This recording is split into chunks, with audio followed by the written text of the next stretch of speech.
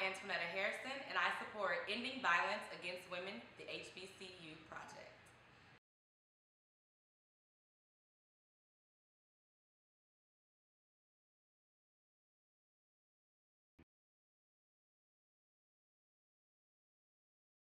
If I could go back to Howard University and talk to young girls about overcoming domestic violence if they've experienced it, I would just simply say, you know, you don't have to become a victim to your situation. Everybody falls down at some point in their life. And as long as you get up, you're a success story. Life is too short to dwell in the past. You know, we all make mistakes. You know, we all decide to, you know, participate and partake in things that are probably not healthy for us, but it's okay. It's life. And as long as we learn from it and we don't go through the same things twice, then there's a lesson in that.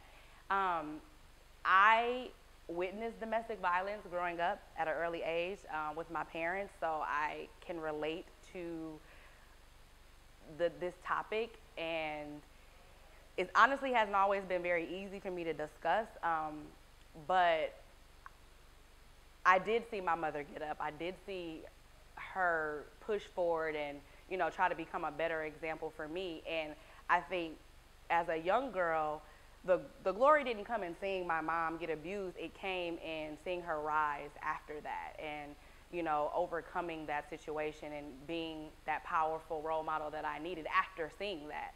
So I would just say, you know, we all go through things and no one's here to judge, but as long as you can get up and you can stand up and rise above what you've been through, you're a survivor in my eyes.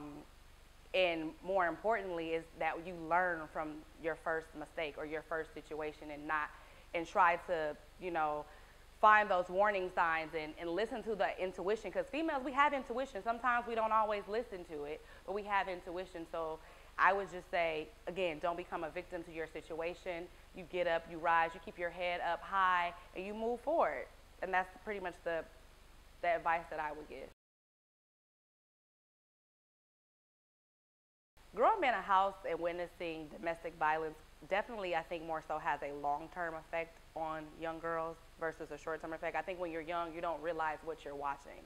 You don't realize that it does have an effect on you until, you know, you grow old enough and you get into your own relationships and your own situations, and you know, what you see is kind of like who you become. It's the character that's, you know, given to you. So I just feel like, for me, growing up watching it, I don't think I realized that it had an effect on me until I became a woman and I had my own relationships, because there were things such as like trust issues and, you know, just the fear of replicating or repeating what you saw growing up.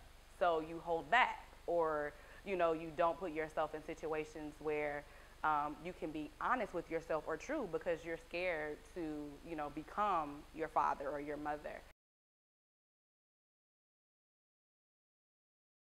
I overcame the effects of watching domestic violence by just staying involved. I was, you know, really involved in school, sports. I worked where most people would lean on drugs or, you know, men or alcohol. Like, my anti-drug was working. Like, I just kept myself really busy so I didn't necessarily have to deal with the issue.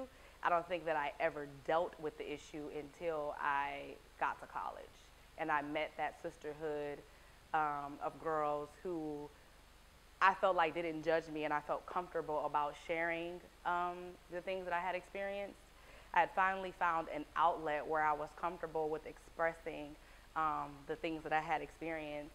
You know, oftentimes when people go through issues as a young child, you have the fear of being judged, so you don't necessarily share, you know, personal things. But I think I had met so many people who I could relate to, or women who had experienced the same things that I had experienced, and we were able to, like, you know, share our stories and converse about different things that we could do to overcome and realize that we don't have to be a victim of our situation. We don't have to become what we saw.